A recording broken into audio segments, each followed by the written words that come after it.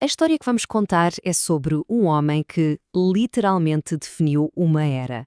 Mas é também um aviso intemporal sobre poder, orgulho e, acreditem, o perigo de uma piada mal colocada. Vamos mergulhar na incrível ascensão e na trágica queda de Beau Brummel. Pode uma piada, uma única piada, destruir uma vida? Parece um exagero, não é? Mas, como vamos ver, foi exatamente um momento de, digamos, humor imprudente que selou o destino de uma das figuras mais influentes do seu tempo. Então, vamos lá. A nossa viagem leva-nos até à Londres do final do século XVIII para conhecermos um tal de George Brummel, mais conhecido como Beau Brummel. E olhem, ele não era só um tipo elegante. Não, não. Ele era o rei indiscutível da moda e do bom gosto. Imaginem só o poder deste homem. Era uma coisa absoluta. A palavra dele era lei. Se ele não gostasse dos sapatos de alguém, essa pessoa ia para casa e deitava-os fora. É verdade. Um aceno de cabeça dele podia fazer uma carreira. Um olhar de desaprovação podia arruiná-la. Ele influenciava tudo, desde o corte de um casaco até à própria definição do que significava ser um cavalheiro. E o estilo dele? Bem, foi revolucionário. As suas contribuições mudaram a moda masculina para sempre. E o mais curioso é que não se tratava de exibir riqueza com roupas super caras e vistosas. Pelo contrário, a ideia era um novo ideal. A sofisticação discreta, a perfeição nos detalhes. Acreditem, tudo se resumia à perfeição, como, por exemplo, a arte de dar o nó na gravata. E isto era tão sério, o estatuto dele era tão lendário, que se dizia que até o grande poeta Lord Byron passava noites inteiras em frente ao espelho. A fazer o quê? A tentar desesperadamente replicar os nós de gravata perfeitos de Brummel. Pensem nisto. Brummel não seguia a moda. Ele era a moda. Ok, mas como é que alguém se torna tão poderoso assim só por causa do estilo?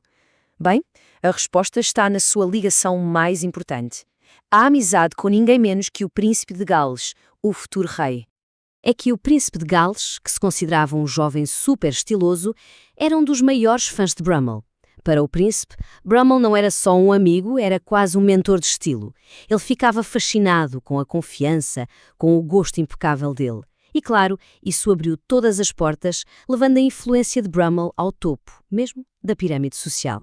E com este patrocínio real, claro, Brummel conseguiu duas coisas: segurança financeira, uma bela pensão real e algo talvez ainda mais importante, uma sensação de que era intocável. Ele começou a acreditar piamente que a sua posição era inabalável. Nada o podia derrubar. Ou assim ele pensava.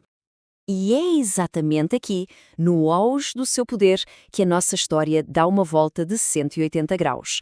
Um único momento, um momento de pura arrogância, tudo encapsulado numa piadinha que vai deitar por terra tudo o que ele construiu. Sentindo-se totalmente seguro, invencível, Brummel começou a fazer piadas sobre os quilos a mais do príncipe. Sim, do príncipe. Ele até lhe deu uma alcunha: Big Ben. Agora, temos de entender uma coisa. No mundo do Brummel, onde a elegância e a esbeltez eram tudo, gozar com o peso de alguém era a ofensa máxima. E ele teve a audácia de fazer isso com o seu protetor real. E o momento fatal chegou durante um jantar. O serviço estava lento e Brummel, impaciente, vira-se para o anfitrião, o príncipe de Gales, e diz assim à frente de toda a gente: toca-se o sino, Big Ben. Uma piada pública à custa do homem que lhe dava tudo. A resposta do príncipe foi imediata e gelada. Ele não disse nada a Brummel. Virou-se para o seu criado e disse simplesmente: mostre a porta a Brummel e nunca mais o admita aqui. Ponto final. No único segundo, a carreira de Brummel na corte tinha acabado. A porta para o poder fechou-se. Para sempre. E agora, as consequências. Rápidas, brutais. A queda de Brummel foi tão, mas tão espetacular como a sua ascensão. Foi um verdadeiro efeito dominó. Primeiro, claro, perde o patrocínio real. E sem o dinheiro e a proteção do príncipe, o que acontece? Os credores, que ele tinha aos montes, começam a bater-lhe à porta. E aquela mesma sociedade que o idolatrava virou-lhe as costas. O seu mundo, simplesmente, desmoronou. O final da história é triste. Brummel morreu sozinho, com a mente perturbada e na mais completa miséria. O contraste não podia ser maior. O homem que ditou a elegância a uma geração inteira acabou os seus dias esquecido, pobre, uma sombra do que um dia foi. Então, o que é que aprendemos com isto tudo? Que lição podemos tirar desta história tão dramática da ascensão e queda de Bromwell? A grande ironia, o ponto central da história dele, é mesmo esta. Aquele humor afiado, aquela inteligência que o tornou o favorito do príncipe, foi exatamente isso que o destruiu. Foi a sua ruína. Ele apontou a sua melhor arma à pessoa errada, ao seu protetor. Ele não soube ver a linha finíssima entre ser divertido e ser insultuoso para quem tem o poder. Aliás, a interpretação que esse faz desta história é dura, mas muito clara. Os asilos para indigentes estão repletos de pessoas que brincaram assim, às custas dos seus senhores. É um aviso severo sobre as consequências de insultar aqueles de quem se depende, por muito inteligente ou charmoso que alguém se ache. Isto leva-nos a uma pergunta final, uma pergunta que atravessa os séculos, desde o tempo de Bromwell até hoje. Até onde nos pode levar o humor, antes que nos destrua?